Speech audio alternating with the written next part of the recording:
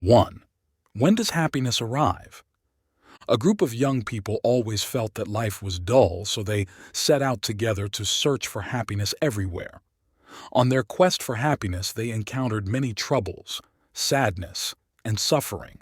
Therefore, they decided to ask Socrates, "Where can we find true happiness? Why do we only find unhappiness, and why does it keep increasing?"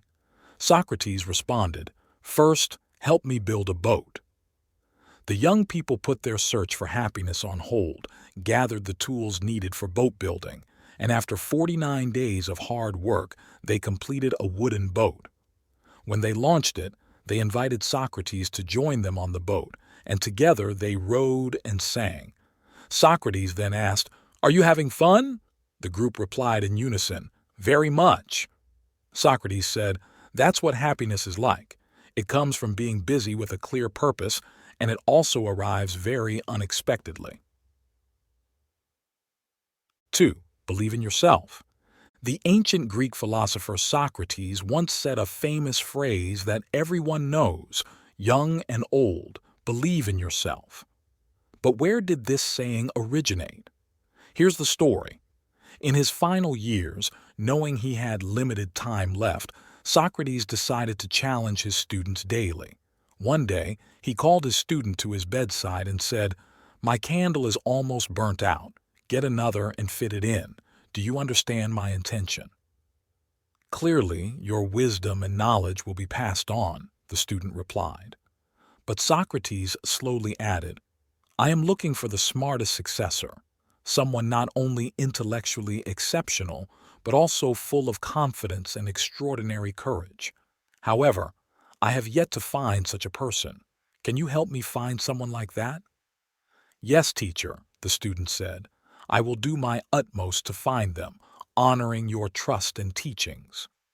Socrates just smiled without a word.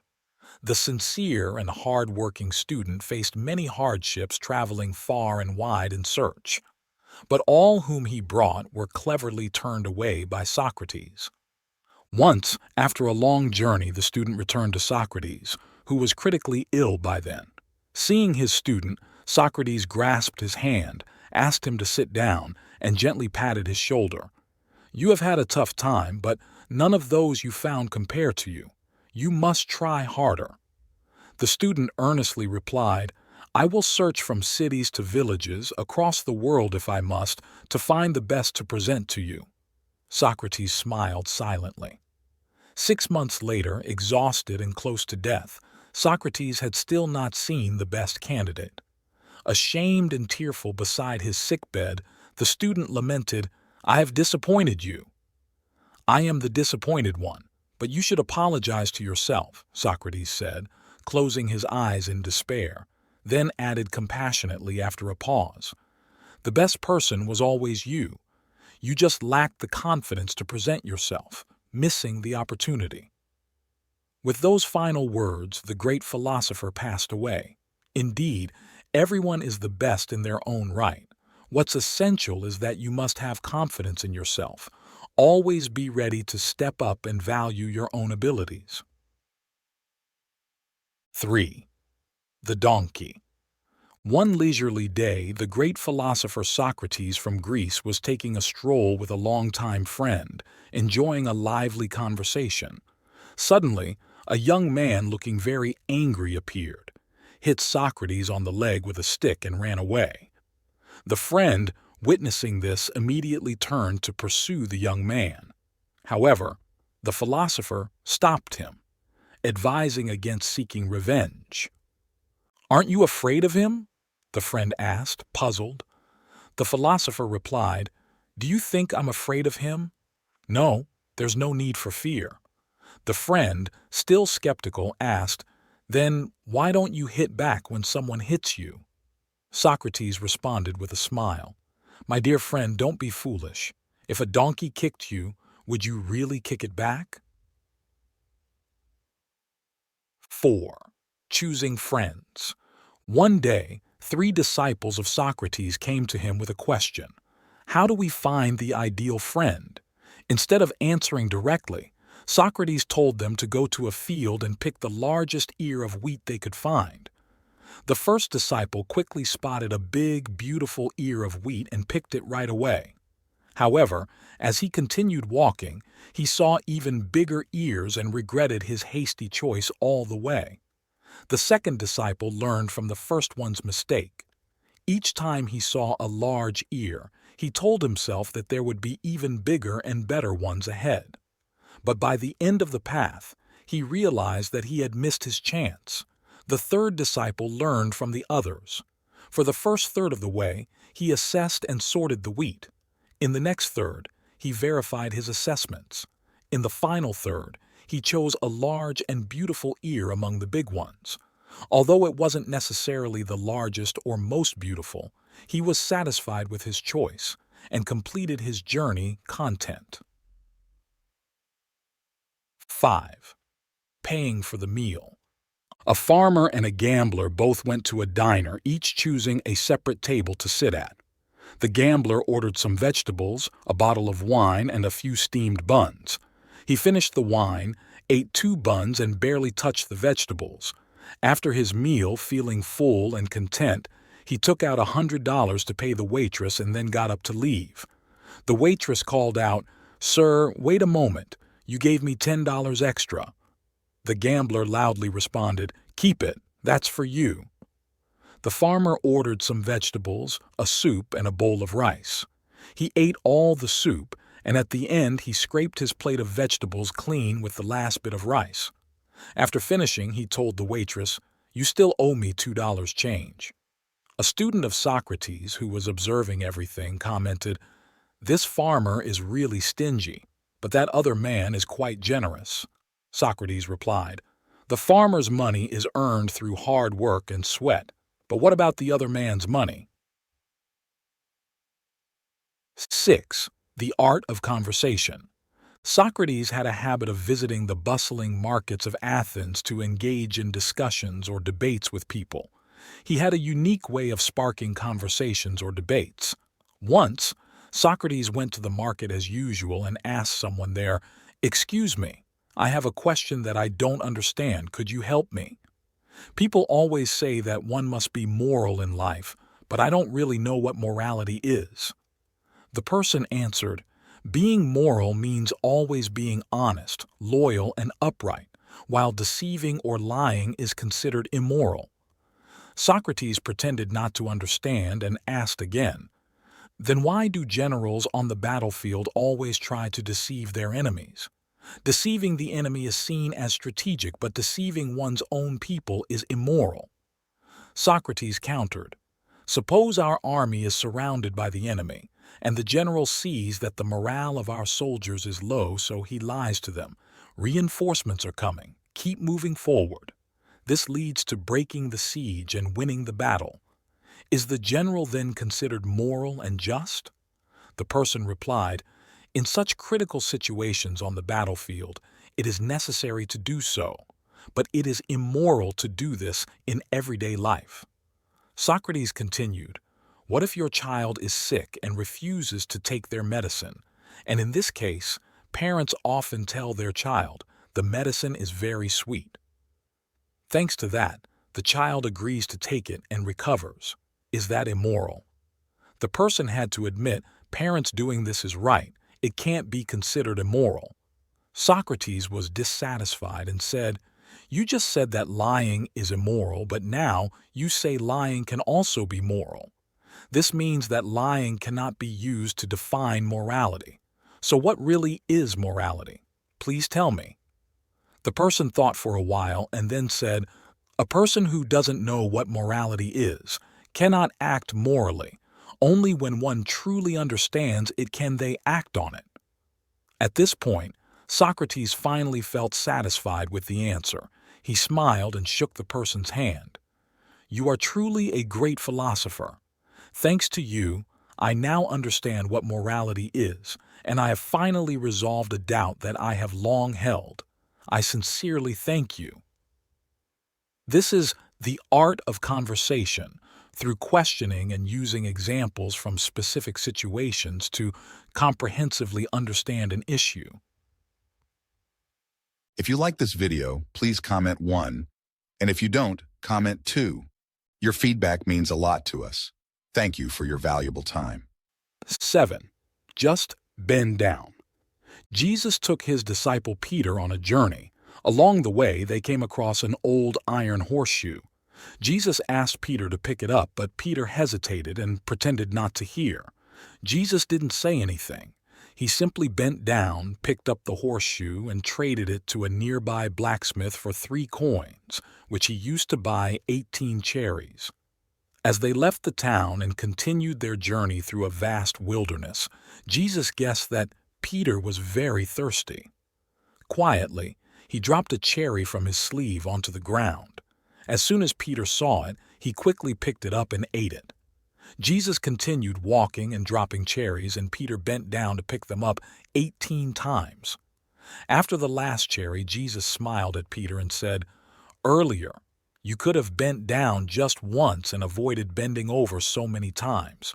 Small tasks left undone can lead to more effort in even smaller tasks. Not knowing when to bend down or doing it seldom is foolish, but bending down to those who disgrace us is truly unwise. Yes, bending down might feel tiring, but how would farmers harvest their crops if they never bent down?" 8. Effort. A couple went to the theater to see a famous play about the time when Jesus was crucified. After the performance, they went backstage to meet the actor who played Jesus. While talking with the lead actor, they noticed a large wooden cross tucked away in a corner of the room, which was a prop used during the crucifixion scene. The husband asked his wife to take a picture of him carrying the cross. He then walked over to the cross and lifted it, only to be surprised by its heavy weight, which was beyond his expectations. He had to use all his strength to move it just a few steps. Eventually, exhausted, he put the cross down and sat down, breathing heavily. He turned to the actor and said, "I thought it would be hollow and light. Why did you make the cross so heavy?" The actor replied, "Sir, if the weight of the cross was too light, I couldn't perform my role effectively." 9. The Last Supper. It's said that while Leonardo da Vinci was painting the famous The Last Supper, he noticed a young man deeply engrossed in reading poetry at the Milan Cathedral. The man had bright eyes and a gentle, kind face, prompting Leonardo to ask him to model for the depiction of Jesus. Many years later, the painting was still unfinished. One day, Leonardo came across a tavern in a poor neighborhood and spotted a man with a cunning, greedy look in his eyes and a face marked by avarice, his whole being reeking of alcohol. Leonardo finally found the perfect person to represent Judas, the betrayer who sold Jesus out. He offered the man some money to come to his studio. As the man posed, Leonardo suddenly asked, "Have we met before?" After a moment of reflection, the man replied, "Yes, a few years ago I was your model for Jesus in this very painting." 10. Blessings in disguise. An explorer was accompanied by a porter to explore a wild region. While cutting a coconut tree, the explorer accidentally cut off one of his fingers. The porter, standing nearby, exclaimed, "Great! God is about to bless you." The explorer, furious at his comment, pushed the porter into a deep hole and continued alone. The next day, the explorer was captured by the natives. They were about to behead him as a sacrifice to their gods when someone noticed his missing finger. Believing that an imperfect sacrifice could bring bad luck, they released him. The explorer quickly went back to the hole to rescue the porter and apologize to him. "No need to apologize. Your pushing me down here was also a blessing from God," the porter said. "How can you say that?" the explorer asked, surprised. "Because if I had continued with you, I might have ended up being the sacrifice for that tribe." 11. The Scholar and the Boatman. A scholar was crossing a river by boat. While on the boat, he started a casual conversation with the boatman. "Do you understand literature?" the scholar asked. The boatman replied, No. The scholar continued, "What about history, zoology, or botany?" The boatman shook his head again. The scholar sarcastically remarked, "You don't know anything. You're just a simpleton." Soon after, dark clouds rolled in. The sky darkened dramatically, and a storm brewed, causing the boat to rock as if it were about to capsize. The terrified scholar turned pale. At that moment, the boatman asked, "Do you know how to swim?" The scholar replied, "No, I know many things, but not swimming." Just then, the boat was overturned by a wave and the scholar panicked, hoping someone would come to his rescue. After the boatman saved him and brought him to shore, he laughed and said, "You call me useless because I don't know what you know, but you know so much and yet don't know how to swim, so you are no better than me.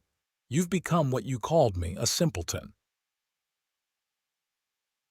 12. Hercules and the Wagoner. A man was driving a wagon loaded with goods through a muddy road.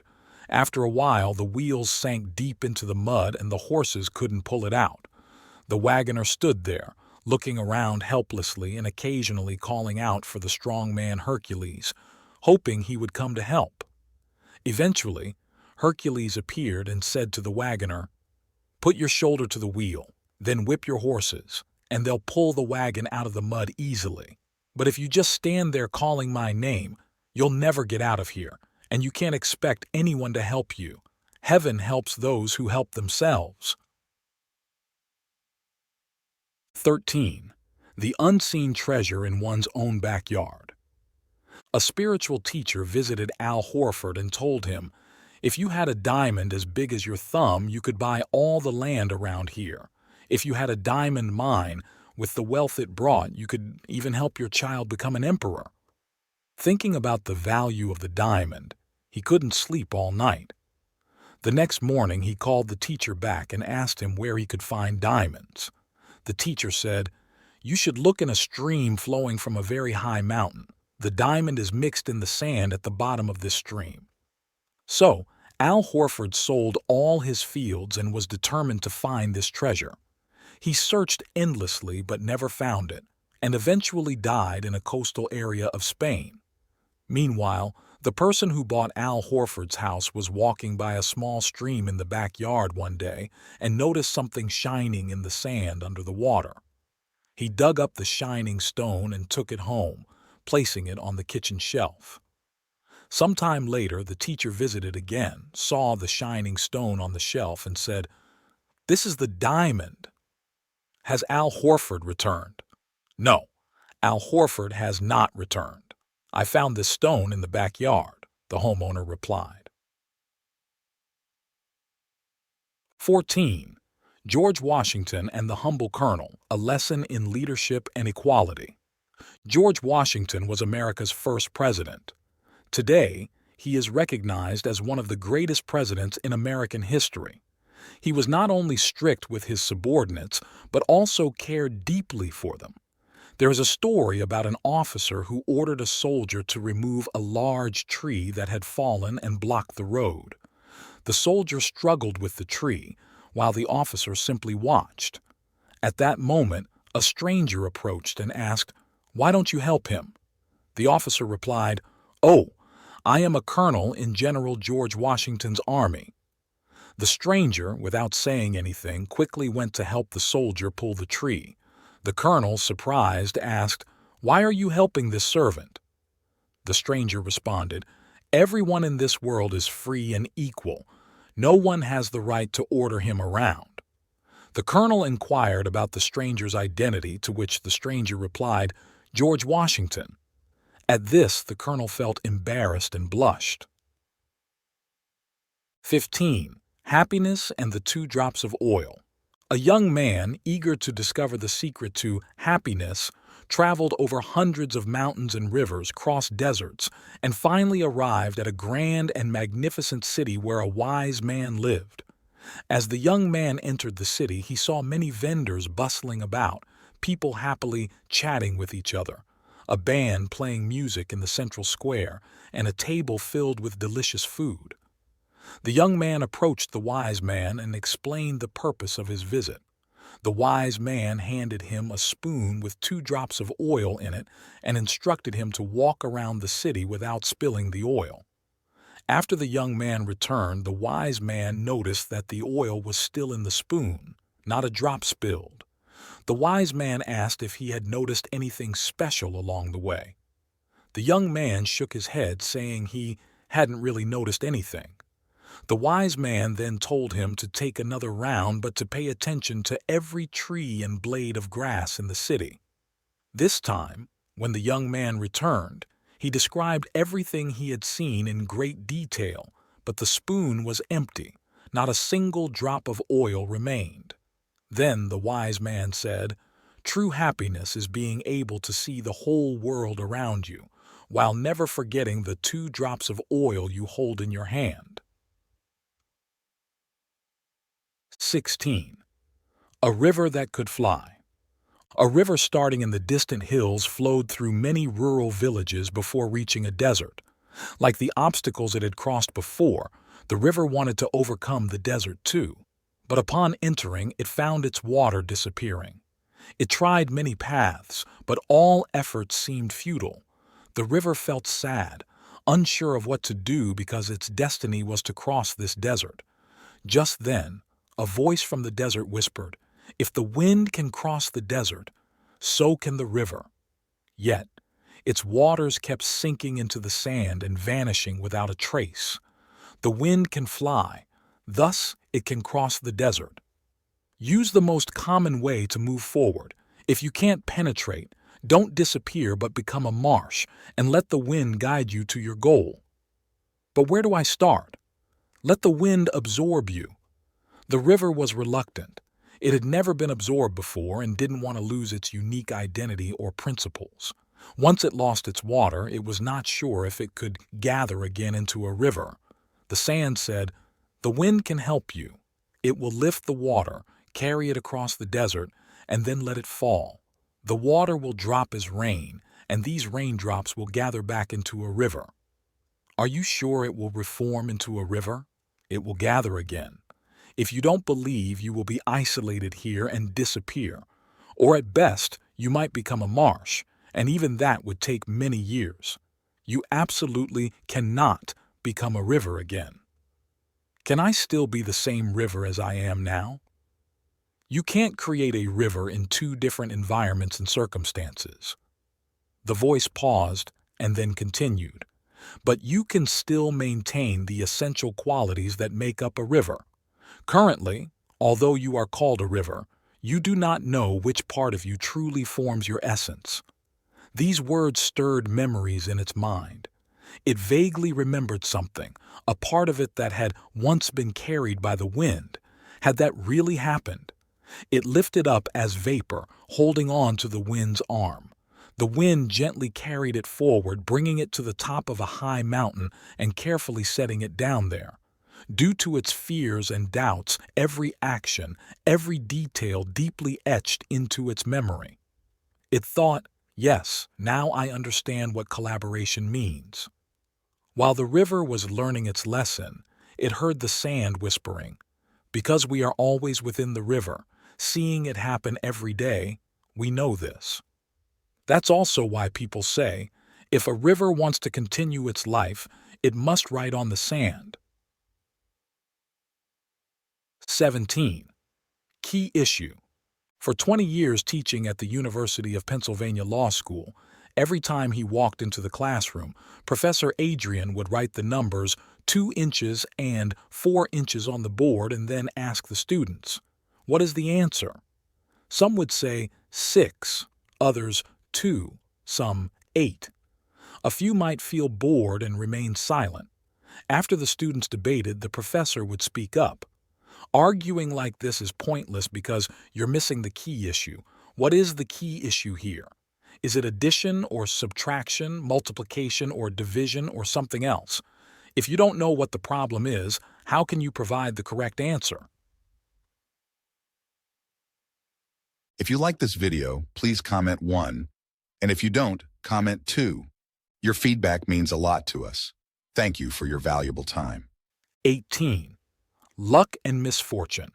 Once, there was a young man who constantly prayed for the greatest happiness. He faithfully prayed every day. His sincerity eventually moved heaven. One night, he heard a knock at the door, and upon opening it, he found a stunningly beautiful girl waiting outside. She spoke with the voice of a melodious bird. "I am the goddess in charge of happiness, the angel of luck." The young man joyfully invited her inside, but the angel of luck said, "Hold on, I have a sister who is like my shadow." She then introduced her sister who was standing behind her. The young man was shocked to see that her sister was extremely unattractive, and he couldn't help but wonder how there could be such an ugly girl in the world. He asked the angel of luck, "Is she really your sister?"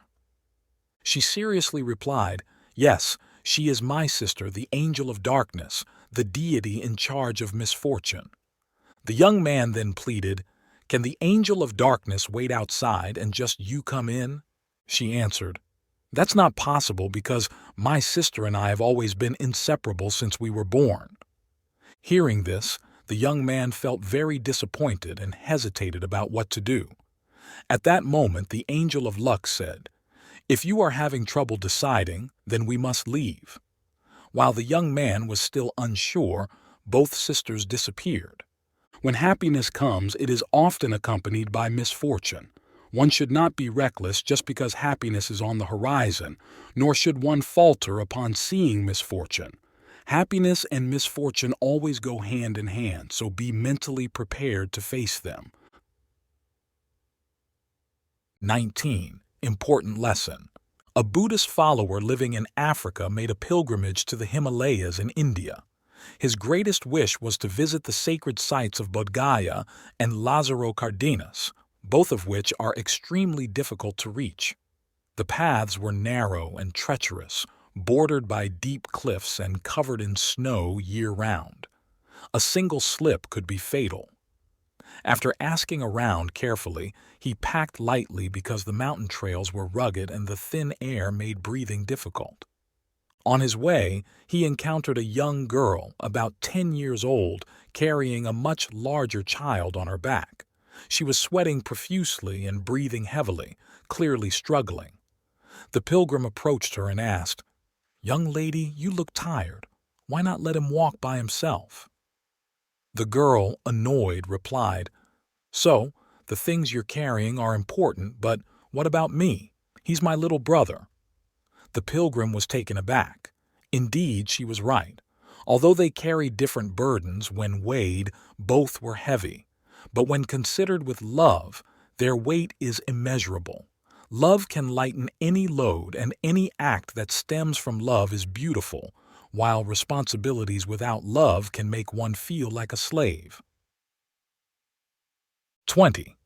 The Hand of Mokusen HIOKI.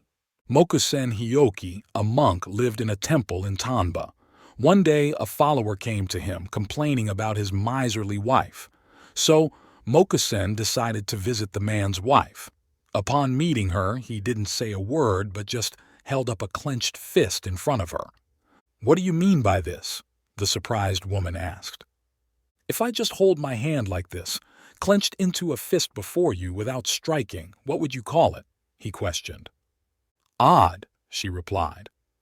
He then spread his hand out in front of her and asked, "What if I keep my arm extended like this forever, unchanged? What would you call it?"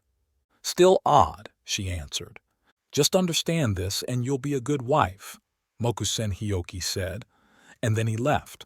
From that day on, she became loving and kind to her family, no longer stingy, and often engaged in charitable works.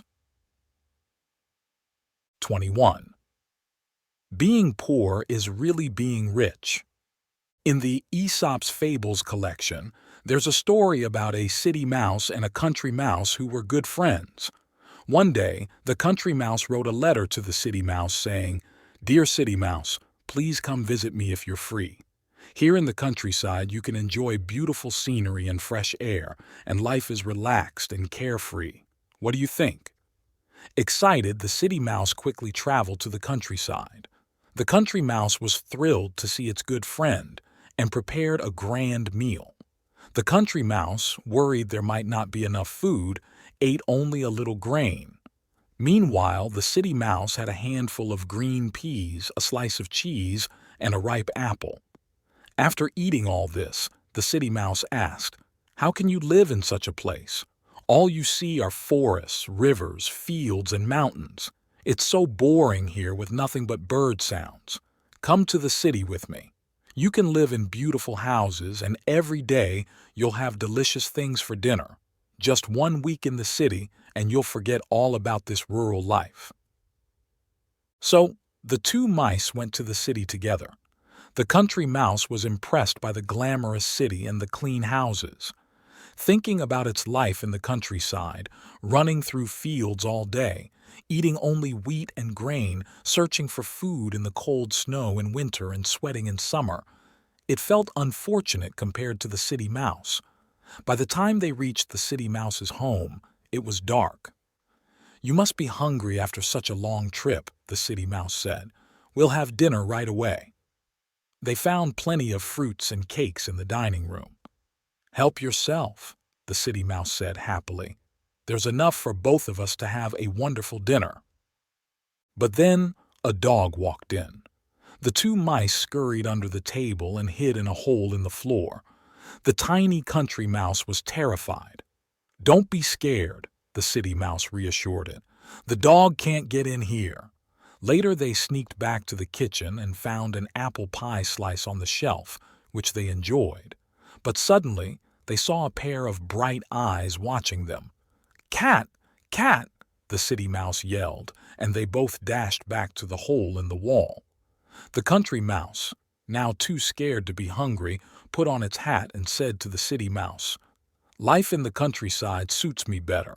Sure, the city has beautiful houses and good food, but it's too stressful here every day. I'd rather go back to the country, eat barley, and live happily. There, birds sing while I eat apples and corn. In the city, cats watch you eat cakes. I prefer eating corn in peace to eating cake in fear. Living in luxury but always scared isn't as good as the peaceful days of a simple life." Everyone sees life differently. What's important is how you view it. Don't envy others. As long as you like your life, you can enjoy it. 22. The Eagle and the Chickens. There's an old Native American tale about a high mountain that had an eagle's nest on its side with 4 large eggs. One day, an earthquake shook the mountain, and one of the eagle eggs rolled down into a chicken farm at the foot of the mountain.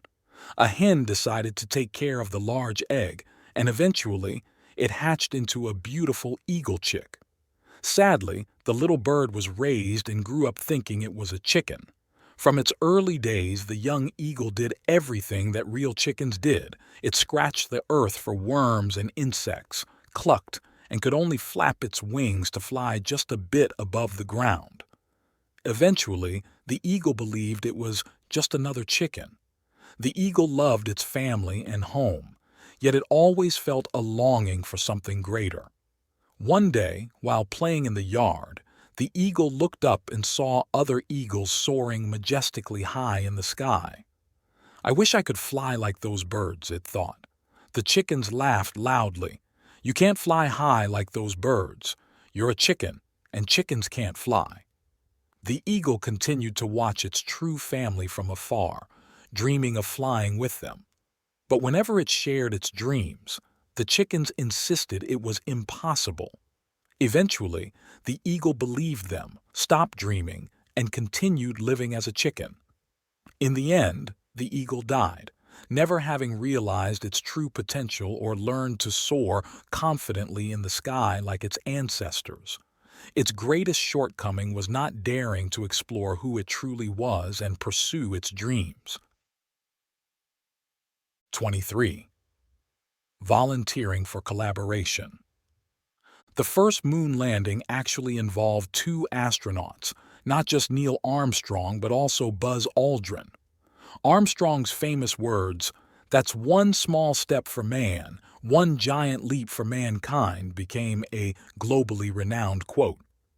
At a celebration honoring the successful moon landing of Armstrong and Buzz Aldrin, a reporter suddenly asked Buzz Aldrin, since Armstrong was the first to step off the spacecraft and thus became the first man on the moon, "Do you regret not being the first?" Everyone's eyes turned to the person who asked the question, and then back to Buzz Aldrin. Aldrin confidently replied, "Ladies and gentlemen, let's not forget that upon returning to Earth, I was the first one to exit the spacecraft." He looked around, smiled, and added, "So I was the first person from another planet to step back onto our Earth." Everyone applauded warmly in celebration. 24. Joy. A young boy lived in a large house at the foot of a mountain. He enjoyed climbing trees, swimming, playing soccer, and admired beautiful girls. He had a happy life. One day he told God, "I've thought about it for a long time and I know what I want when I grow up." "What will you do?" God asked. "I want to live in a big house with a hallway in front, 2 St. Bernard statues by the door, and a garden at the back. I want to marry a tall, beautiful girl with a gentle nature, long black hair, blue eyes, who can play the guitar and has a voice as clear as a bird's song. We will have 3 strong sons and play soccer with them. As they grow, one will become a scientist, one a politician, and the youngest will be a striker on a football team. I want to be an explorer, climb mountains, help people, and own a red Ferrari, but never have to drive anyone around." "That is indeed a beautiful dream," God said. "I hope your dream comes true." Later in life, he injured his knee playing soccer, which meant he could no longer climb mountains, climb trees, or go to the sea. So, he studied business management and later entered the medical equipment business. He married a beautiful woman with long black hair. Though she was not tall, her eyes were brown, not blue. She couldn't play guitar or even sing, but she was an excellent cook and painted like a skilled artist. Thanks to hard work, he lived in a high-rise downtown where he could see the ocean and the sparkling lights. There were no St. Bernard statues outside his door. He had 3 lovely daughters, with the youngest adorably resting in a stroller. While they couldn't play soccer with him, they often went to the park where one daughter would play gentle songs on the guitar under a tree. He had a happy, fulfilling life, but never got the red Ferrari. Sometimes he didn't even think about promoting his products. One morning, upon waking, he suddenly remembered his childhood dream. "I am so sad," he would say to those around him, sad that his dreams had not come true.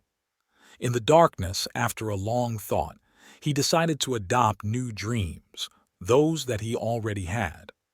After recovering from a hospital stay, he lived happily in his home, listening to his children's sweet voices, admiring his wife's brown eyes.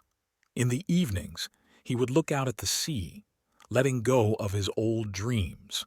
Young people, in reality, each of us has joy, which is our present moment. Optimistic people see it as a blessing from God, with a grateful heart to enjoy the present, while pessimistic ones may lose the joy they hold in their hands. We all have the present. Why not enjoy the joy it offers? 25. The Misplaced Axe, a story of suspicion and mistaken judgment. A man lost his axe and suspected that his neighbor's son had stolen it. Because of this suspicion, he often watched the young man closely. Whenever he saw him walking on the road, he thought, "He walks so silently, just like a skilled thief would." Then one day, he heard the young man talking to someone else and thought, "His voice is so soft and secretive, like he's afraid of being overheard. Very sneaky indeed." He concluded that the young man's way of walking and talking and his overall demeanor resembled a thief's. Later, the man found his lost axe. It turned out he had dropped it into a ravine while chopping wood on the mountain. The next day, when he saw the neighbor's son again, he noticed that his walk and his talk were just like anyone else's, nothing at all like a thief's. 26. Luck. During a fierce battle, lieutenants suddenly noticed an enemy plane diving towards the ground. Normally, you would immediately hit the deck upon seeing such a sight. However, in that critical moment, about 15 feet away stood another soldier. Without a second thought, the lieutenant rushed over and pulled him to the ground. Just then, a loud explosion sounded and dirt and debris flew everywhere, covering them. When everything quieted down, they stood up and dusted themselves off. It was then that the lieutenant turned around and was horrified to see that where he had been standing was now a large, deep crater. Sometimes helping others is also a way of helping ourselves. If you like this video, please comment 1. And if you don't, comment 2. Your feedback means a lot to us. Thank you for your valuable time. 27. Faith and Sacrifice, a Father's Dilemma. A man once had a dream in which God commanded him to sacrifice his own son. Upon waking, he arranged his belongings to prepare for a trip to the forest with his son the next day, a place the boy had never visited, which made him extremely excited. In the middle of the night, the boy woke up and asked, "Dad, what are we going to do in the forest?" The father found himself in a dilemma because he had planned to take his son to the forest to kill him, but seeing the boy's excitement, he did not know how to answer. Finally, he said, "God is our Father, just like I am your father." The father then carried his son deeper into the woods. He began sharpening his knife, a knife intended to be used on his son, who was completely unaware and even helped him enthusiastically, causing the father immense pain. The son asked, "Dad, what are you planning to do?" "Don't you realize that I am preparing to kill you?" replied the father. The boy laughed and cheerfully responded, "I trust you just like you trust God." 28. The Power of Argument. A teacher asks a student, if a clean person and a very dirty person go to a river together, who will go for a swim? "The dirty one," replies the student. "No, why would he bathe? Being dirty has become his habit, while the clean person always wants to stay clean," the teacher explains. "Let me ask again. A clean person and a very dirty person go to the river together, who will swim?" "It's simple," the student exclaims. "The clean person wants to maintain his cleanliness, so he will go for a swim." "No," the teacher counters. "Why does the clean person need to bathe if he is already clean? It's the dirty person because he also wants to be clean. Let's try once more. A clean person and a dirty person go to the river. Who swims?" This time the student confidently answers, "Both will swim," thinking he has grasped the main idea of the argument. But the teacher says, "Neither of them, because why would they? The clean person is already clean, and the dirty person is used to being dirty." 29. Devotion. A sermon by the pastor deeply moved a parishioner. After the sermon, he told the pastor that he was willing to give everything to God. The pastor asked, "If you had 2 cars, would you donate 1? "Yes," he agreed. The pastor asked again, "If you had 2 buildings, would you donate 1? "Yes," he agreed. Then the pastor asked a simple question, "If you had 2 pairs of shoes, would you donate 1? This time the man replied, "No." Puzzled, the pastor asked, "Why not?" The man said, "Because I don't have 2 cars or 2 buildings, but I do have 2 pairs of shoes." 30. Mullah Nasruddin's fear of swimming. Mullah Nasruddin wanted to learn how to swim one day, so he told his teacher. The teacher said, "Come with me to the river. You'll learn quickly. It's easy. Even kids can do it." However, the path near the river bank was very muddy and slippery. Nasruddin slipped and fell, which scared him, and he ran to hide under a tree far from the riverbank. The teacher followed him and asked, "Why did you run over here? Where do you want to go?" Nasruddin replied, "Sir, could you teach me to swim first? That way I'll be brave enough to go to the river because it's quite dangerous out there. What if something happens? Who will be responsible? Only when I know how to swim, will I go there? Because he wouldn't go down to the river, Nasruddin never learned to swim. 31. The Rosenthal Effect. American psychologist Robert Rosenthal conducted a fascinating experiment with mice at Harvard University. He divided the lab mice into two groups. He told Group A's handlers that they were lucky to have specially selected, intelligent mice, ideal for training in complex tasks. Then, he told Group B's handlers that, unfortunately, their mice were just ordinary and not very smart, advising them to use only basic training methods. The lab teams trained their mice based on these instructions. After a while, Rosenthal tested both groups by seeing how quickly the mice could navigate through a maze, a typical task requiring them to find food while avoiding dead ends, something that smarter mice would presumably do more effectively. As expected, the mice in Group A performed significantly better, finding their way out much faster. At the end of the experiment, Rosenthal revealed to the lab teams that he had randomly chosen the mice and had no basis for claiming one group was smarter than the other. The superior performance of Group A's mice was influenced by their handlers' belief in their intelligence and the consequent advanced training methods they employed. Conversely, Group B's mice, regarded as ordinary, were trained with simpler methods and thus did not perform as well. 32. Letting go. An African tribesman has a unique method for catching baboons. He draws the baboon's attention from a distance and then places its favorite food inside a cage with very narrow bars. He walks away after setting the trap. The baboon, excited, runs over and reaches into the cage to grab the food. However, because the gaps are so small, if the baboon clenches its fist around the food, it can't pull its hand back out. At this point, the tribesman simply walks over and captures it. It's important not to rush, as that would scare the baboon away. The baboon's greed makes it insist on holding onto the food, which traps its hand. In reality, it could escape if it just released the food, but it refuses to let go. This act is instinctive for the baboon, but if we live only looking at short-term gains without considering long-term consequences, we too will face similar outcomes as the baboon if we refuse to let go. 33. The Divine Insult. There was once a great theologian who lived quietly by himself. One day, out of the blue, God sent an angel to wake him up. The angel said, "Your prayers have been heard by God. All your wishes will be granted. Just tell me what you desire, and I will make it happen." The theologian looked downcast and said, "I wish you had come earlier when I had many desires. Back then, I didn't see you anywhere. Now, I've come to accept myself completely. I'm entirely at peace. I don't even care whether God exists or not. I don't pray to him.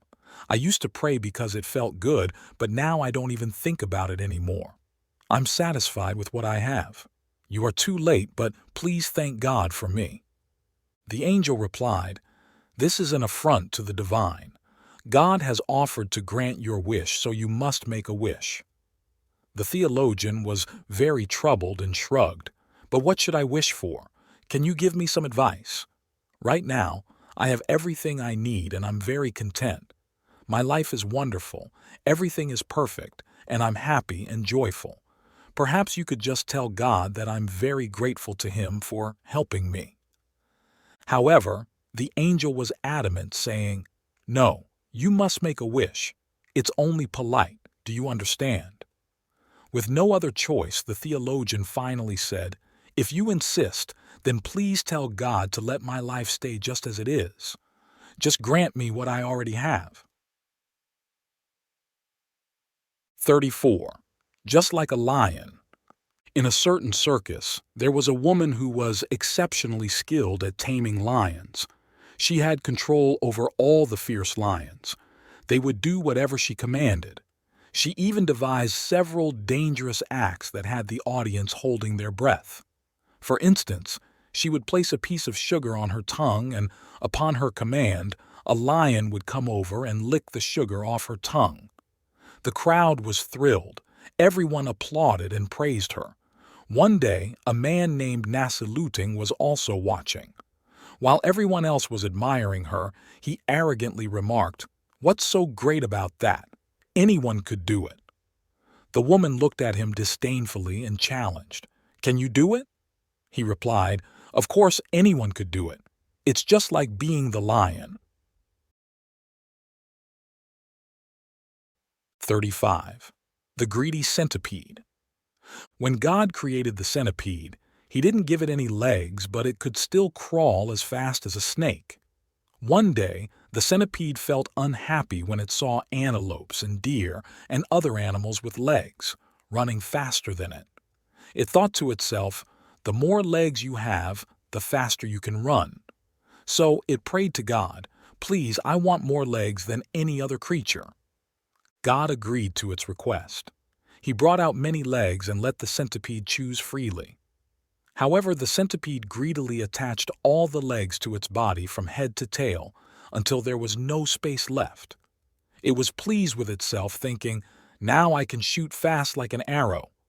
But when it tried to run, it found that it couldn't control all the legs. Each leg wanted to go in a different direction. As a result, after each step, it had to gather its legs together again to continue, making it much slower than before. 36. Conversing with God. A disabled man went to heaven to find God and complained that God did not give him a healthy body. God then introduced him to a recently deceased man who had just entered heaven. The man told the disabled man, "Appreciate what you have, at least you're still alive." A disgruntled official also came to heaven to complain to God about not receiving enough benefits, and God introduced him to the disabled man. The disabled man told the official, "Appreciate what you have, at least you are healthy." A young man went to heaven to complain to God that people did not respect him. God introduced him to the disgruntled official, who told the young man, "Appreciate what you have, at least you are young." Talking to God, we often hear our own voice reflected back to us. 37. Wisdom in the Rain. A Tale of Three Tourists. Three tourists rented a room together in a hotel. The next morning, they all went out. The first one took an umbrella, the second carried a walking stick, and the third didn't bring anything. Soon after, it began to rain heavily. By evening, when they returned to the hotel, the one with the umbrella was soaking wet. The one with the walking stick was covered in bruises, but the third person was perfectly fine. Puzzled, the other two asked him how he managed to stay unharmed without an umbrella or a walking stick. The third tourist didn't answer right away, but instead asked the one with the umbrella why he was only wet and not hurt. The umbrella holder explained that the rain was so heavy and windy that despite having an umbrella, he still got wet. However, he was cautious on the muddy roads, choosing to walk on solid ground, which is why he wasn't injured. He then turned to the one with the walking stick and asked why he wasn't wet but was injured. The stick holder replied that since he didn't have an umbrella, he took shelter when it started raining, which kept him dry. But while using the stick to help him navigate the muddy road, he kept falling. The third person then explained that he was fine because he also took shelter from the rain and was careful on the tricky roads, avoiding both wetness and injuries. He pointed out that the other two were overly reliant on their items. Thinking the umbrella and stick would suffice, they didn't take as much care. 38. Regret. There was a very famous monk who, after his death, everyone believed had achieved enlightenment, so he was highly revered. On the same day he died, a well-known prostitute who lived right in front of the monk's church also passed away. They were neighbors. An angel came to take the monk to heaven, while another angel was assigned to take the prostitute to hell. However, when the angel and the monk reached the gates of heaven, they found the gates closed. St. Peter said, "You're at the wrong door. Take the monk to hell and bring the prostitute to heaven." The angel replied, "What are you saying?" He was a famous monk, always meditating and praying, so we didn't need to ask and brought him here directly. And the woman definitely belongs in hell, so other angels have already taken her down there. I didn't ask because everything seemed clear. St. Peter explained, "You only looked at appearances, so you made a mistake. This monk always meditated for others to see, but deep down he constantly thought, I'm living a wrong life. That woman is beautiful and just a stretch of the hand away. Just crossing the street I can see her. I'm doing something meaningless, praying, always having to appear holy, but getting nothing." He didn't act on his thoughts because of his reputation. Many people, like this monk, appear to be upright because they are afraid. He was scared because he was famous and known by many people, and his reputation prevented him from approaching the prostitute. Being fearful always made him feel terrified, so he just punished his body, ate in moderation, and acted upright. But he always had the image of the prostitute in his mind and wanted to possess her. Meanwhile, the prostitute was the opposite. She was full of regret, constantly regretting. She knew she was wasting her life, losing precious things of human life because for money she had to sell her body and soul. She always looked towards the monk's church, directing her life towards it as her true form of meditation. She prayed to God for the opportunity to enter the church, but thinking she was a prostitute, she felt she would be blaspheming the divine, so she dared not enter. She continually condemned herself because she had lost everything. St. Peter concluded, "Bring the prostitute to heaven, send this man to hell." Their outward appearances differ, and so do their hearts, but both were filled with regret. 39. Remembering and forgetting. Ali, a well-known Arab writer, was traveling with his two friends, Gilbert and Martha. As they crossed a canyon, Martha slipped and fell. Fortunately, Gilbert quickly grabbed her and pulled her up, saving her life. To commemorate this, Martha carved on a nearby rock, "On this date, Gilbert saved Martha's life." A few days later, the trio reached a riverbank where Gilbert and Martha got into a minor argument, and Gilbert ended up slapping Martha. Upset, Martha ran to a sandy area and wrote, "On this date, Gilbert slapped Martha." After their trip, curious Ali asked Martha why she engraved the story of her rescue on a rock, but wrote about the slap in the sand. Martha replied, "I will forever be grateful for him saving my life. As for the slap, I knew the words in the sand would soon wash away. By remembering the good others have done for us and letting go of our grievances, we can truly soar freely in life." 40. This is not heaven. After passing away, a pastor was led to what seemed like heaven, a place of incredible beauty. He was taken to a grand and opulent room where servants would appear instantly to fulfill any of his wishes. If he was hungry, they brought him the finest food. If he felt thirsty, even before he could think about it, drinks were already being offered to him. At first he enjoyed this life, but soon it became monotonous. He was just sitting around, doing nothing as everything was done for him. The pastor felt uneasy as he used to be very active with church duties and missionary work. Now, sitting idle was making him uncomfortable. Suddenly, a servant appeared and asked, "What do you need?" The pastor replied, "I can't just sit around like this. I need to do something." The servant asked, "What is it that you are unsatisfied with? We have met all your needs." The pastor, feeling restless, said, "Is this what you call heaven?" The servant then asked, "Who told you this is heaven? This is hell." The pastor then realized that a place without work is truly hell. The idleness was driving him mad. Without followers to preach to or duties to perform, life felt like hell. The divine turtle. A turtle believed to be divine was caught by a fisherman named Dushu. That night, The king of song, Song Yuan Jun, dreamed of a person peeking through his window and saying, "I live in Talo Marsh, and I came on behalf of the water god Than Gyang to visit the residents of Haba. Unfortunately, I was caught by the fisherman Du Shu on my way." The next morning, the king found the dream odd and consulted a dream interpreter who confirmed it was the divine turtle communicating with him. The king inquired if there was a fisherman by the name of Du Shu, and upon confirmation, he summoned him.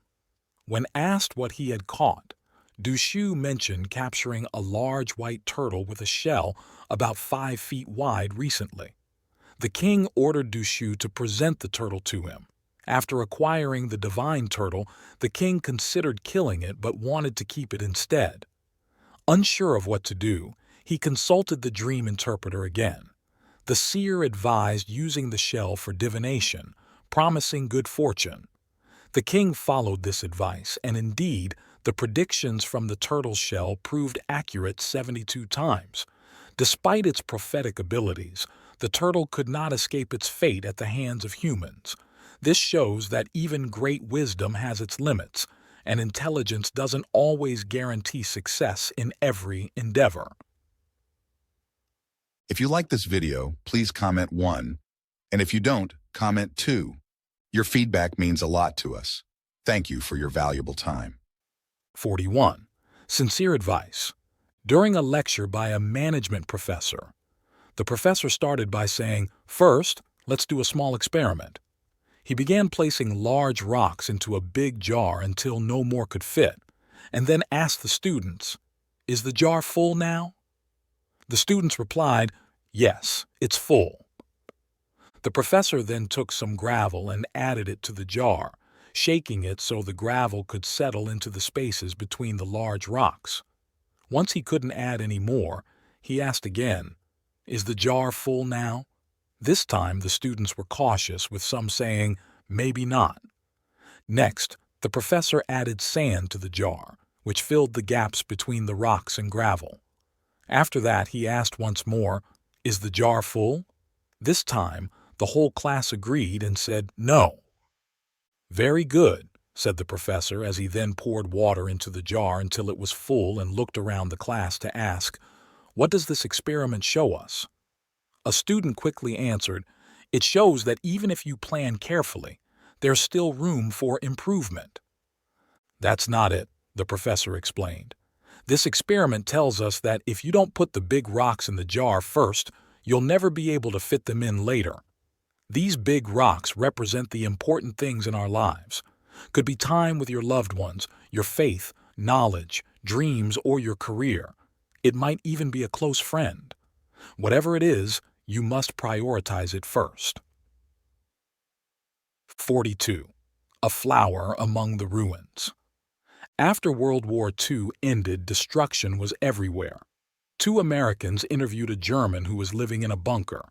As they left, they discussed their thoughts. Person A asked, "Do you think they can rebuild their homeland?" Person B responded confidently, "Absolutely." Curious, Person A inquired, "Why are you so sure?" Person B explained, "Did you see what was on that table in the dark bunker? A vase with fresh flowers." He continued, "Any nation that, despite such tough times, remembers to place fresh flowers can surely rebuild their homeland from the ruins." 43. A small task. A man wanted to hang a large painting on his living room wall, so he asked his neighbor for some help. Once the painting was temporarily up on the wall, the neighbor commented, "It doesn't look quite right. It would look better in a wooden frame." Agreeing, the man asked his neighbor to help find some wood to make the frame. After they found the wood, just as they were about to nail it together, the neighbor said, "Hold on, this piece of wood is too long. We need to cut it a bit." So he went to get a saw, but after a few strokes he remarked, "This won't work. The saw is too dull. We need to sharpen it." He went back home to fetch a file. Then he realized that the file's handle was missing, making it hard to hold. He dove into the bushes to find a suitable branch to use as a handle, cut it down, But then he needed to sharpen the axe to chop the branch. To sharpen the axe, he needed to stabilize the sharpening stone, which meant he had to build a stand for it, but that required a workbench that wasn't available. So he went into town to borrow the necessary tools, but this time he never came back. Naturally, the first man ended up hanging the painting by himself. Later that day, he saw his neighbor helping a carpenter transport a bulky electric saw from a store. We all face many crossroads in life, but some people seem to wander into their own labyrinths. They always appear busy, yet they themselves don't know what they are busy with. 44. David's opportunity. David Swan was walking along a main road toward Boston. His father, a businessman in Boston, wanted him to come work at his store. David set out early in the morning, and after a long walk, he felt very tired.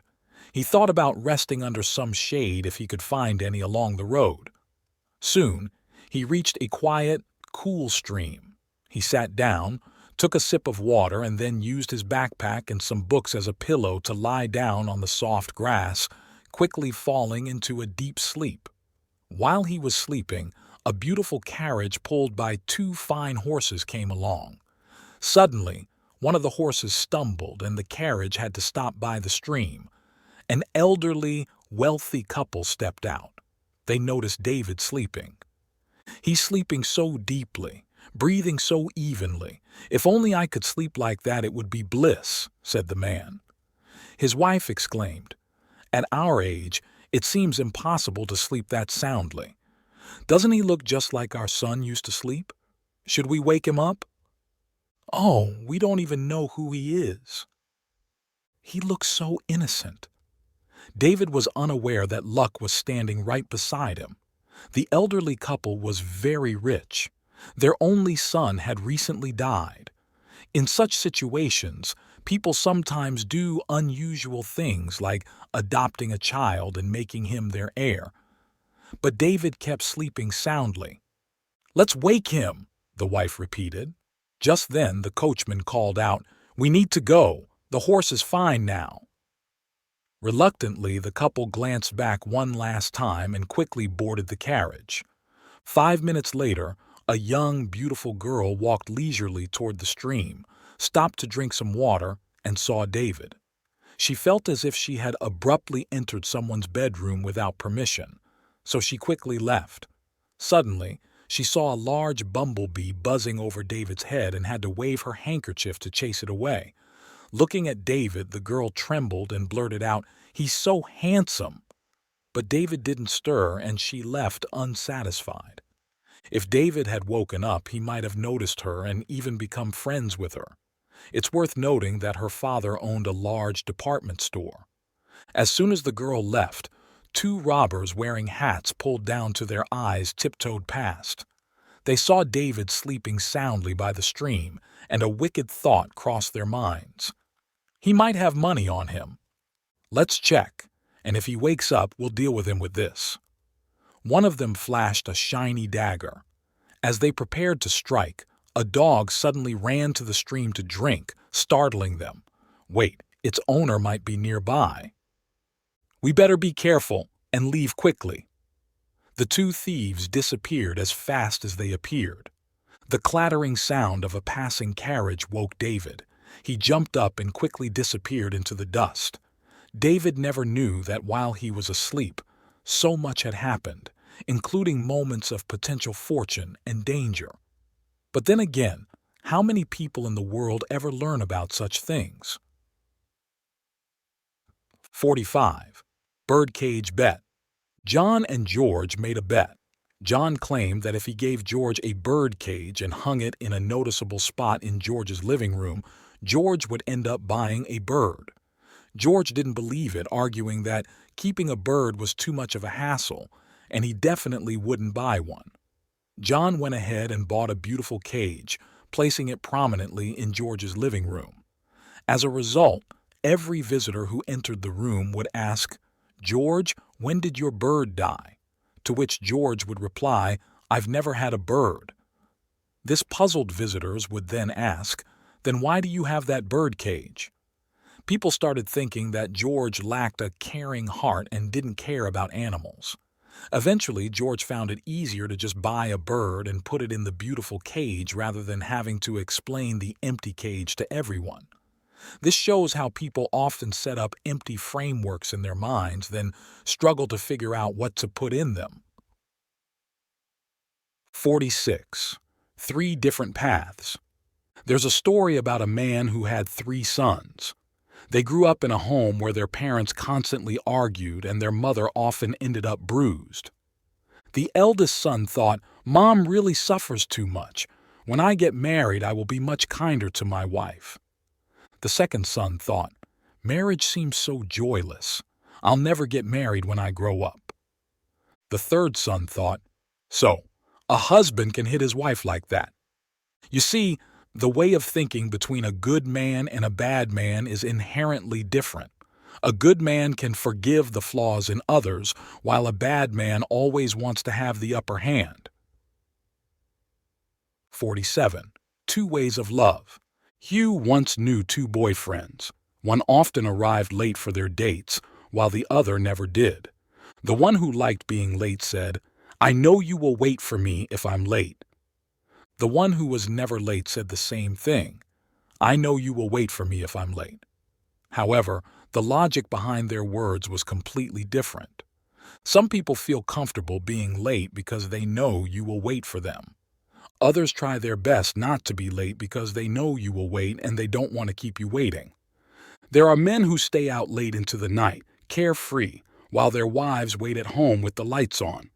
These men do not see the dedication of their spouses. To them, it's as if they are blind to their kindness. Their hearts are like stone, so your warmth cannot melt them.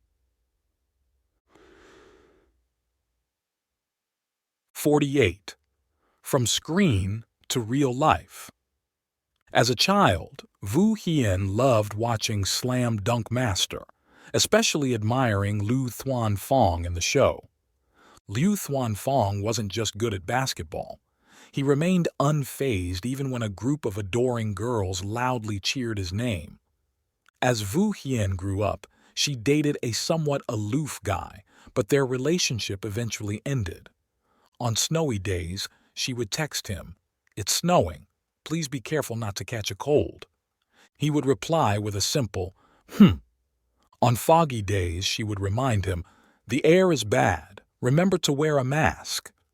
Again, he would respond, Eventually, Vu Hien broke up with him, saying, "I'm sorry. I've decided to date Xiao Tian because, at least, he replies to my messages." After the breakup, Vu Hien found her current boyfriend. He might be a no-nonsense kind of guy, but learning that she liked men who were good at basketball, he took up the sport diligently. When she wanted to go home for a family reunion during the festival, he stayed up all night to get her a train ticket. For the first time away from home, Vu Hien felt the warmth of family and realized that true loyalty is seen during hard times. No one willingly exchanges their genuine feelings for indifference, nor do they trade their sincere concern for hurt. True companionship requires heartfelt communication to avoid future farewells. Love involves mutual effort and equal standing in a relationship. Love is about warming each other's lives, and sincerity is about being honest with one another. Only by cherishing each other can love truly flourish. 49. A reliable man. No matter how wealthy a man is, how loving, or how kind, what truly matters is how much he is willing to give. Some people, you give them a little love, and they still crave more. Others, you give them a lot of love, and they return even more. In reality, a good man can be summarized in 3 words: reliable. As Tran Dao Min once said, a good man doesn't have to be romantic, but he must be responsible. He doesn't need to earn a lot of money, but he must provide for his family. He doesn't have to obey his parents in everything, but he must respect them. He doesn't have to adhere strictly to traditional values, but he must love his wife. He doesn't have to get promoted quickly, but He must make time for his family. He doesn't have to worry about everything for his kids, but he must love them. He doesn't have to be a dominant patriarch, but when big issues arise, he must stand firm. Tran Dao Min's wife loved him when he had nothing. Whenever he speaks of this, he says, "This is her greatness, not my glory."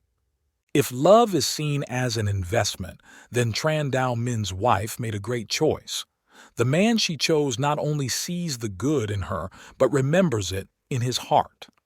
A man who holds gratitude will one day be the partner who can not only buy you a dress, but... If you like this video, please comment 1. And if you don't, comment 2. Your feedback means a lot to us. Thank you for your valuable time. 50. Days of loving. Youth doesn't last forever, so while we're young, let's make the most of it. For example, find someone reliable to share those trustworthy days with. Nai Lian's boyfriend, Diep Loy, is a typical businessman. There are times when Ngai Lian looks down on him for his meticulous bookkeeping habits. However, aside from that, she is quite satisfied with him. Eventually, he agrees to watch a Korean movie with her and even cooks a delicious sweet and sour rib dish. Living carefree days like these, Nai Lian never thought she'd be proposed to. If it were to happen, she wouldn't have high expectations. So when she saw that dazzling diamond ring, her tears immediately started flowing. She had always thought of him as a stingy man, but she didn't realize that every time he was moved, he turned it into action, quietly saving up every bit of his loving feelings. Perhaps men like him aren't eloquent, but they show care and sincerity in the smallest things. Perhaps they don't know how to be romantic because they don't just want to be with you once, but want to protect you for a lifetime. Perhaps they don't know how to dress well, but they aren't stingy at all when it comes to buying something you want. Indeed, men like that might not seem reliable, but in matters of love, they are truly dependable. Find a man who is reliable, and he will not let down even the slightest affection you give. Find a man who is trustworthy, and a woman will naturally find true happiness in love. Have you found a trustworthy man yet? Also shop with you and compliment how beautiful you look in it. 51. Trust in others. Once during his rehabilitation, a prisoner, while fixing a pathway, found $100. Without hesitation, he took the money to the police station. However, the officer mockingly said, "Don't try to bribe us with this. Do you think you can buy your freedom or fool us with money? You are just another dishonest person." The prisoner felt utterly disappointed, believing that no one trusted him anymore. That evening, he decided to escape from prison. He stole money from others to prepare for his getaway. Once he had enough, he sneaked onto a crowded train, where he had to stand next to the restroom because there were no seats left. Suddenly, a beautiful young woman entered the restroom but quickly realized the door latch was broken. She stepped out and asked him, "Excuse me, could you please hold the door for me?" He paused for a moment, then looked at her with a gentle and sincere expression and nodded. As she went back inside, he stood guard like a faithful bodyguard holding the restroom door. In that brief moment, he changed his mind. When the train stopped, he left and went straight to the police station to turn himself in. Trust is indeed a practical stepping stone. Some say trusting others is risky, and you might be deceived. If we assume the world is always deceitful, then that view seems valid. Trust should not be based on illusions. You should know that people who talk too much should not be trusted with your secrets. The world is not a safe playground.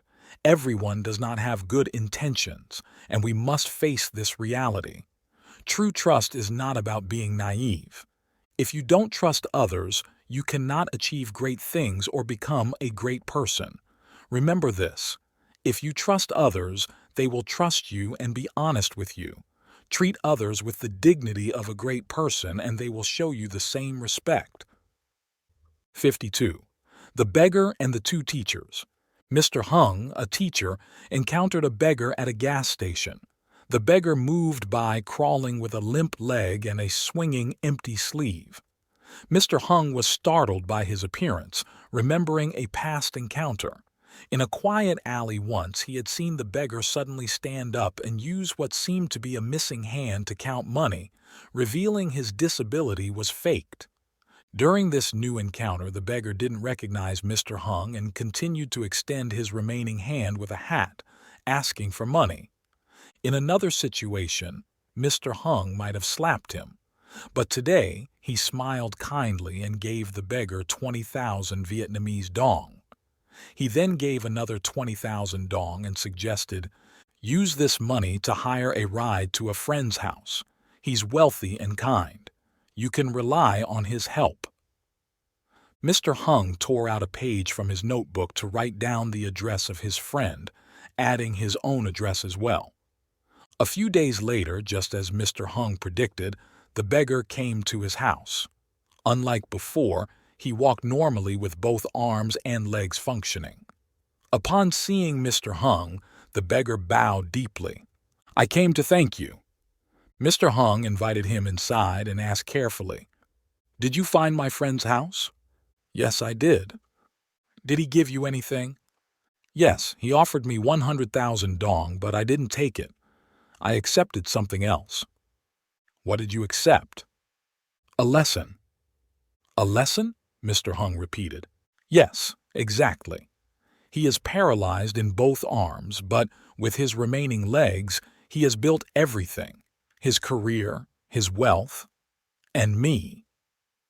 After finishing his statement, the beggar stood upright, extending both arms, including the one that had been wrongfully confined, to receive a hot cup of tea from Mr. Hung. After the beggar left, Mr. Hung picked up the phone. "Hello, is this Mr. Nguyen Ngoc Ki?" "Yes, from your house. He just came here and sends his thanks." 53. The Art of Forgiveness. A man kept waking up at night due to a recurring dream. In the dream, he was swimming in a large lake, swimming as well as an athlete.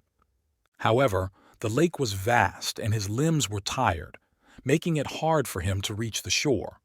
Suddenly, his father came close in a boat, reached out his hand and told him to grab it.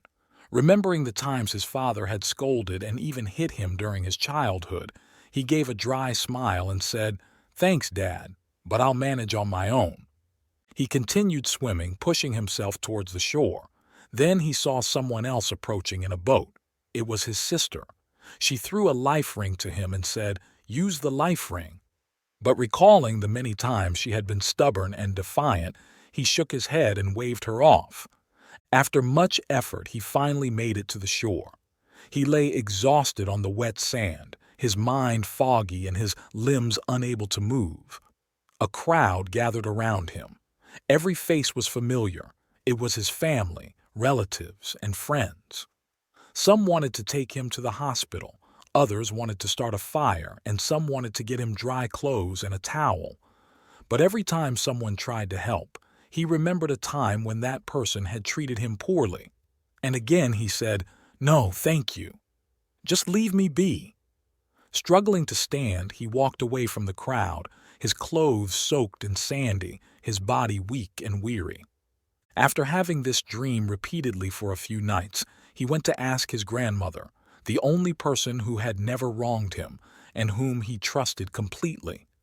"Grandma, I don't think you know about dreams," he said, "but I feel like I'm holding on to a lot of resentment." "Resentment? Surely not," he exclaimed, denying it. His grandmother sat quietly and calmly replied, "The efforts you make and the water in your dream are what you are struggling with in your mind.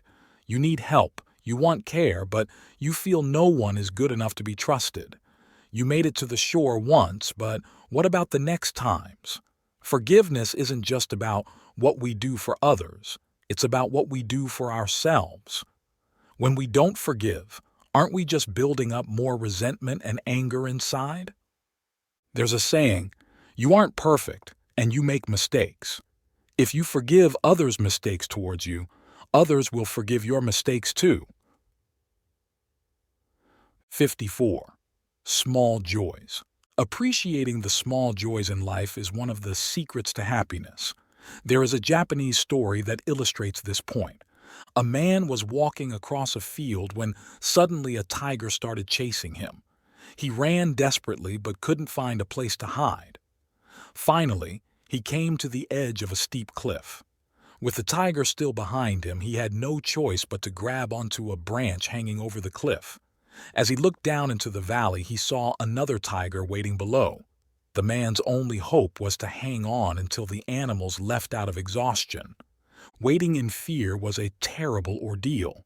While battling fear and fatigue, two mice suddenly appeared and began nibbling at the branch he was clinging to. Normally, he disliked mice because they were dirty and their squeaking was annoying. However, in his extreme fear, he found the mice quite adorable. Their chubby teeth seemed cute, and their squeaking became a soothing sound compared to the tiger's roars. As he watched the mice, a bird dropped a wild berry onto the branch. He picked it up, tasted its sweet flavor, and found beauty in that simple moment. The key to happiness is to embrace life's small joys each day. It's during our hardest times that we realize the value of freedom, miss our family when away from them, and appreciate our health when we are sick. Our lives are filled with small joys that we only truly miss when they are gone. 55. Just 100 steps to success. Back when I was 25, I found myself unemployed and hungry. I had been in similar situations in Constantinople, Paris, and Rome. However, in New York, even the air felt like it was tinged with success, making unemployment feel particularly humiliating. I was clueless about what to do, which wasn't surprising. I wanted to make a living as a writer, but I couldn't write in English, so I spent my days wandering the streets to keep out of my landlord's way. One day, on 42nd Street, I bumped into a tall man with reddish hair. I recognized him immediately. Fyodor Shaliapin, the famous Russian actor. As a teenager, I had often stood in line to buy the cheapest tickets to hear him sing at the Imperial Theater in Moscow. When I was a journalist in Paris, I once interviewed him. I thought he wouldn't remember me, but to my surprise, he did. He asked me, "Are you busy?" I mumbled something vague. He probably guessed my situation. "Why don't you walk with me to my hotel at the corner of Broadway and 103rd Street?" he suggested. It was noon by then, and I'd been walking around for 5 hours. "But, Mr. Chalyapin, that's miles away," I said. He interrupted me. "Nonsense. It's less than 100 yards. "Really?" I asked, surprised. "Not to the hotel, of course. I mean to the shooting gallery on 6th Avenue, he clarified. I didn't understand, but I followed him anyway. Soon we reached the gallery, watched some sailors shooting targets, and continued walking. Mr. Chalyapin cheerfully said, "Now it's just over half a mile more." We walked on, stopping at Carnegie Hall where he liked to watch people buying concert tickets. Then he hurriedly said, "Only 800 yards to the Central Park Zoo. There's an orangutan there that reminds me of a tenor I know." We visited the orangutan.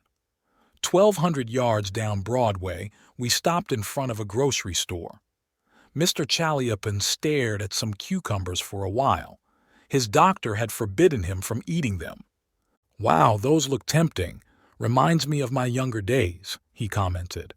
For me, I was just wondering how he hadn't collapsed yet from the walk, but he seemed more energetic than ever. We made one last stop at 90th Street to look at some fruit stalls before finally reaching the hotel. Mr. Chalyapin smiled and said, "See, it wasn't that far, was it? Now let's go eat." After a hearty meal, he explained why he made me walk those miles. He said solemnly, "You'll never forget today's walk. I gave you a little lesson. Don't worry or feel sad about a distant goal. Just think about what's 100 yards away. Don't fret about an uncertain future. Focus on the small joys of tomorrow, no matter how trivial." Years have passed since Mr. Chaliapin passed away, but most of the places we visited that day are gone, yet the scenery has changed. However, his practical philosophy has helped me a lot over the years. It helped me when I decided to learn English. I never wondered, how many years will it take me to master this language? Instead, I thought, today there are 28 words in the Times. I don't know. Tomorrow, there will be fewer than 20. This philosophy also kept me going when, due to some mistakes by my business partners, I had to pay creditors half the money I hoped to earn in the next 4 years. If I had thought about how hard those 208 weeks would be, I would have given up.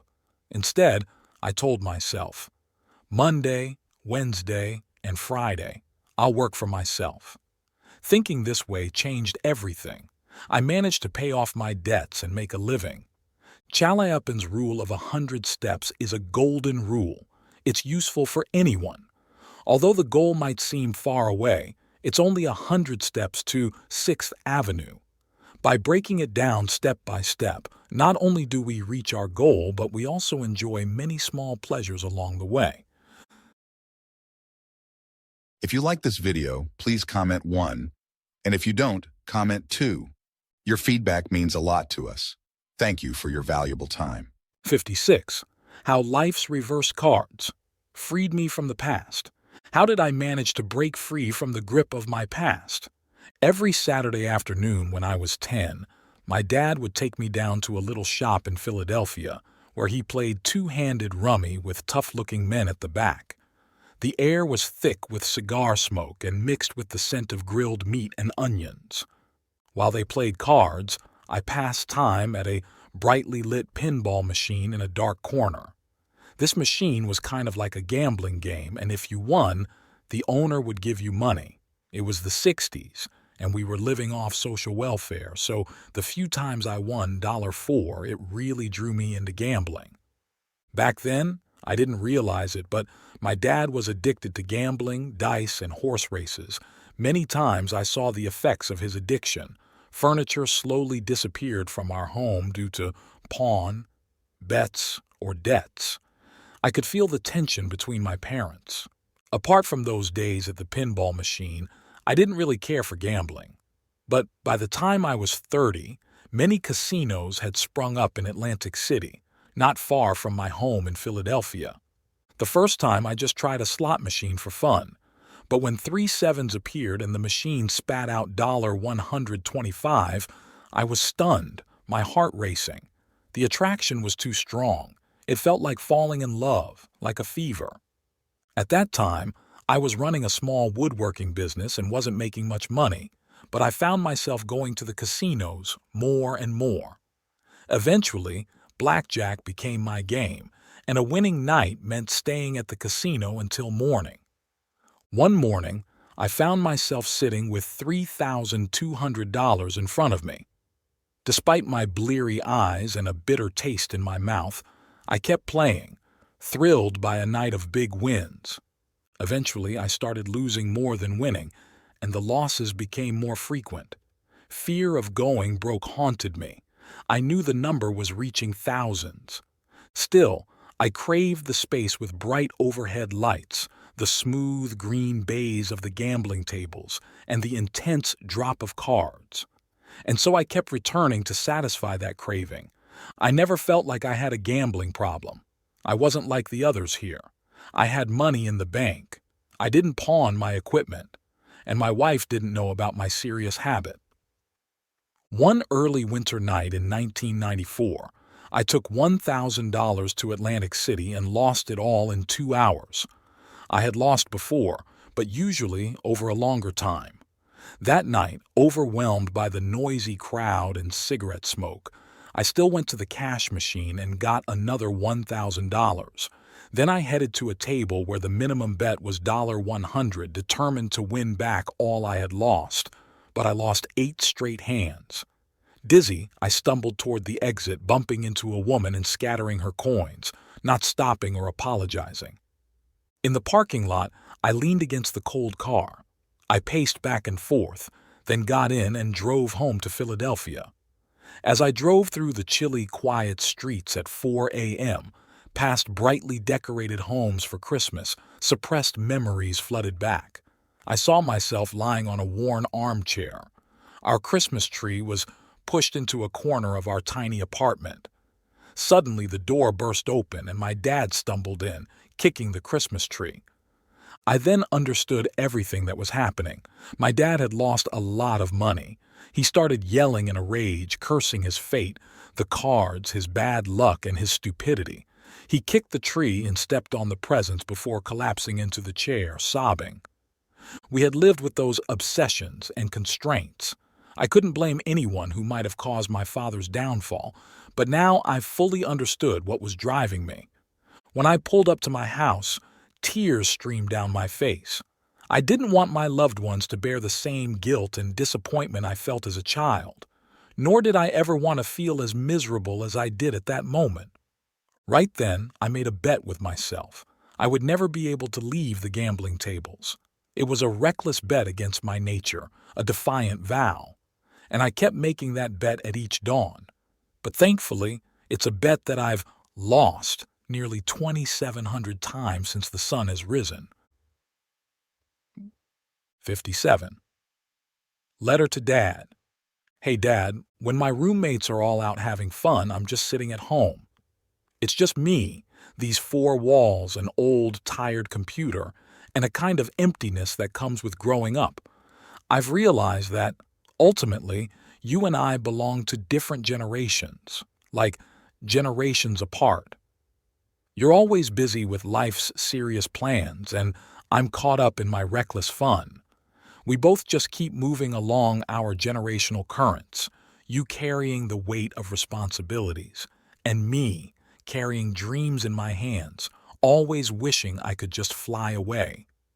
I remember vividly the day I failed my college entrance exam. I wandered the fields near our house, then rode into the city to lose myself in arcades all night. You came looking for me. You slapped me in the middle of the city. The street lights were burning a deep yellow. You shouted, "Why are you acting so crazy? And why aren't you crying?" Why would you expect a boy to cry no matter how painful it feels? At that moment, I thought you wanted me to be a gentle soul like the guy in Postopsky's short story, Timid Hearts. But I can't be as passionate as him.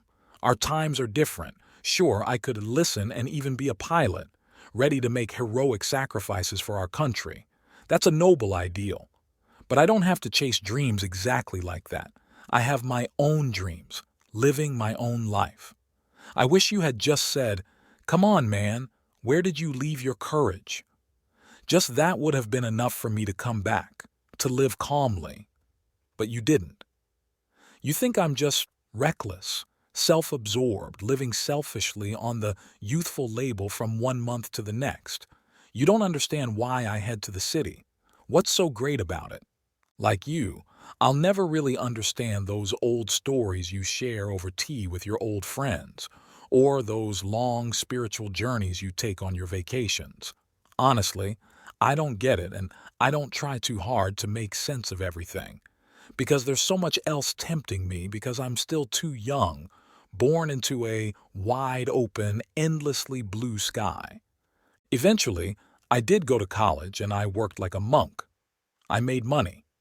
I thought breaking away from your strict rules was freeing, but the hustle and bustle of city life made me grow up. I've had many empty evenings like this. I don't come home, not even for the holidays. Even though it's less than 100 kilometers away. I don't love this place like our hometown, but I fear the sadness surrounding our house. I fear your exhaustion from alcohol and the cold mountain air. I fear you thinking I can't make it on my own and must return. So I keep my distance. Until I read The End, I shivered one morning to think that someday, like that guy, I'd come home to find you gone forever. And only then did I realize that you don't coddle me like other dads, you don't pamper me like other dads, you always expect me to excellently complete my duties. You're rough and straightforward, because you're a soldier. That's just how you speak. It's only tonight that I can admit to myself how selfish I've been and how extraordinary your love really is. Out there, the streets are lively. In here, it's just me, silent. I think about catching the earliest train tomorrow. And Dad, all I ask is for an old smile on your face, a calm look when I open our front door, so I don't have to sneak away quietly the next morning. Because now, I understand why everyone needs a family. 58. When you're in a hurry. A father and son lived as farmers on a small plot of land in the countryside. Every year they made several trips to a nearby city to sell the fruits and vegetables they grew themselves. Although they shared a name and lived under the same roof, they were very different in temperament. The father always remained calm while his son was always in a rush. One early morning they woke up and loaded their ox cart to start their usual long journey. The son calculated that if they moved faster and did not stop overnight, they could reach the market by the next morning. The son kept urging the ox to move faster with his stick. "Take it easy, son," the father said. "Patience will help you live longer." But the son argued, "If we get to the market before the others, we can sell our goods at higher prices." The father didn't respond. He just pulled his hat down over his face and took a nap right in his seat. This made the son even more frustrated and irritated as he tried to speed up even more. 4 hours later, they passed a small house. The father woke up, smiled, and said, "We're at your uncle's house. Let's stop and say hello." "But we're already an hour late," the son grumbled. "A few more minutes won't hurt." "Your uncle and I are close. We rarely get to see each other," the father replied slowly. So they stopped and went into the house. The young man grew even more anxious as he saw his father and uncle chatting and laughing. After about an hour, they said goodbye to the uncle and continued on their journey. This time, the father took the reins. When they reached a fork in the road, the father turned right. "The left road is shorter, Dad," the son pointed out. "I know, but the right road is much more scenic," the father replied. "Don't you care about saving time?" the young man asked impatiently. "Oh, I do value time. That's why I want to enjoy the beautiful scenery and make the most of each moment," the father explained. The road the father chose was winding, running through fields of wildflowers and alongside a cool, clear stream, but the son missed the chance to enjoy these beautiful sights. He sat restlessly in the cart, anxious and worried about being late. He also missed the stunning sunset that evening. As it got dark, they arrived at a place that seemed like a giant garden filled with fragrant flowers. The father breathed in deeply, enjoying the aromas and listening to the babbling brook, and decided to stop there. "We'll spend the night here," he sighed. "I'm never traveling with you again, Dad," the son snapped angrily. "All you care about is watching sunsets and looking at flowers instead of making money." "Why not? Aren't these the most beautiful things you've ever seen?" the father asked gently. A few minutes later, he fell asleep. Meanwhile, the son stared at the twinkling stars in the sky, wishing the night would end quickly.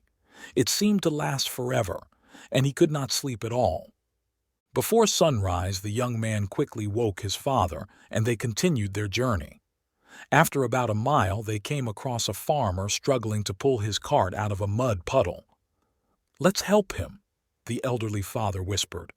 "Are we going to waste more time?" the son burst out. "Relax a bit, son. You might be stuck in a mud puddle yourself one day. We should help others when they need it," the father reminded him. The son turned away, furious. But after they helped the farmer free his cart, it was almost 8 a.m. Suddenly, a bright flash split the sky, followed by a sound like thunder. Far across the hills, the sky turned dark. "Looks like there's a big storm in the city," the father guessed. "If we had hurried, we might have sold most of our goods by now," the son muttered. "Calm down. You'll live longer and enjoy life more," the father gently advised. When they reached a hill overlooking the cityscape as evening fell, they stopped and looked down silently for a long time. Finally, the young man placed his hand on his father's shoulder and said, I understand what you've been saying, Dad. They turned the cart around and started their journey back home, leaving behind the city named Hiroshima, Japan. 59. Little Doughnut's Secret. At the age of 5, my son, Little Doughnut, almost always came home with a new injury every week. Punishments like spanking or having him face the wall were ineffective. Eventually, I proposed a deal. If he could go a week without causing trouble at kindergarten or with the neighbors, I would buy him an electric toy car he had been wanting. For the next 7 days, my wife and I had peace. After kindergarten, he would usually sit and draw. If he went out to play, his clothes only got a bit dirty. We were very surprised. Even more surprising was that on Sunday, when I took Little Doughnut to buy the electric car, he insisted on choosing a tricycle with a trailer instead. One day, I secretly followed him as he rode his bike to the nearby playground, carrying some drawings and a boiled sweet potato.